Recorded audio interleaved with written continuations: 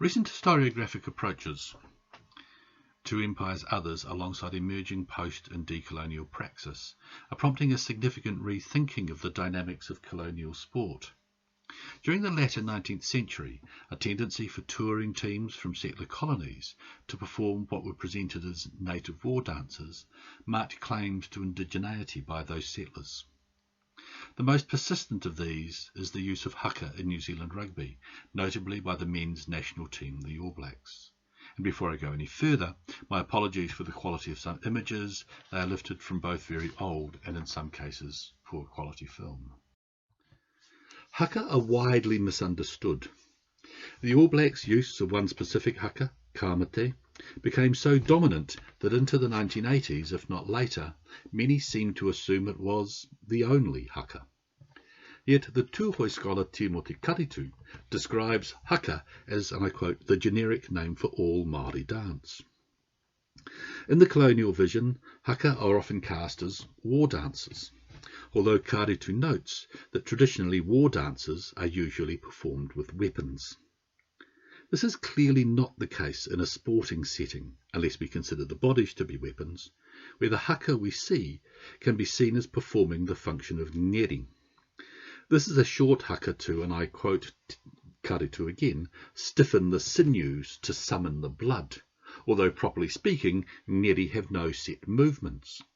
The increasingly choreographed character of haka in sports settings means that they are haka taparahi, with performers lined up in ranks with set movements. Yet, even with these blurry definitions, to see haka as war dancers is part of the settler colonial drive to dehumanize Māori by reducing them to warriors. Haka have been a part of New Zealand's rugby since the first international tour of the New Zealand natives team to Britain and elsewhere in 1888 and 89. In this case, they were included in pre-game and half-time entertainment, in a pattern seen with other indigenous sports teams. It is not clear when haka became part of the national team's pre-game ritual, although kamate was performed before matches against both Scotland and Wales in 1905. By the 1970s, haka had become a half-hearted, often derisory team ritual and subject to increasing critique with the rise of Māori civil rights activism. This changed from the mid-1980s as haka have become more institutionalised, as in this instance in 2016, and note the camera operator and microphones in place to capture the event. Other settings disrupt this corporatised, institutionalised haka. I want to look at a recent case at a challenge match in 2013 in a setting that is overwhelmingly Indigenous.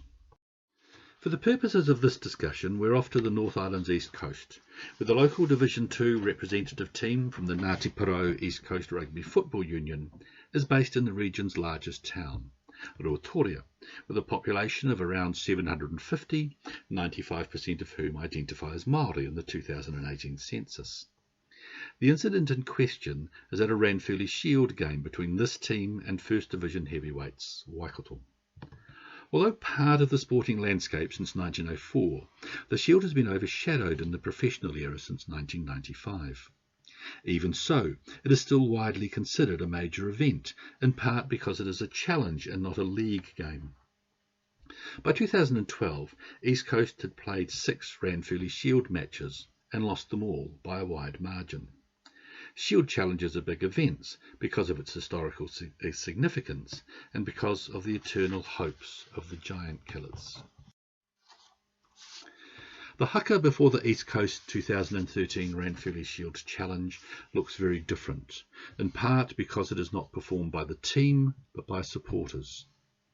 For today's purposes, the main thing about this haka is that it is a challenge to the Waikato team by members of the local community, with their team in the background. As a consequence, the locally representative team is claimed and labelled as standing in for us, as being of us. Consider the contrast with the All Black haka. On the one hand, we have the elite professional team taking to the field and bracing themselves for the struggle against the opposing team. On the other hand, we have here the locally elites but not very well paid professionals who local men and boys, and here it's overwhelmingly boys, prepare for their contest. In doing so, they forcefully remind the visiting team that they are guests in the Ngāti Porou territory, and that the team they are about to play is representative of those lands and their people. Seldom do we see representativeness made so obvious. It is a specific and in some ways intimate assertion of representativeness. The Waikato team's haka in reply was suitably powerful, as was their game, which they won 65-10. There is no doubt that the All Blacks haka inspires the team and supporters, but in New Zealand it is a distinctive Māori moment to see the crowd take the field to issue the challenge on behalf of the team, and interestingly something that's increasingly common in elite schools. This view from Tau Māori, from the Māori world, casts haka in a very different light to the highly corporatised All Black haka with its choreographed serried ranks. Here we see haka as ngeri, stirring the blood and strengthening the sinews of the East Coast team, where the spectators claim the team as theirs, claim membership of the team, and assert the team as representing Ngāti Porou as a people and a place. This is well beyond the dehumanising settler colonial depiction of haka as war dancers to become a potent symbol, potent assertion of being Ngāti Porou. In doing so, it hints at a much more complex world of Māori sport and of being indigenous in it in ways that disrupt the colonisers' model of the world. Thank you very much.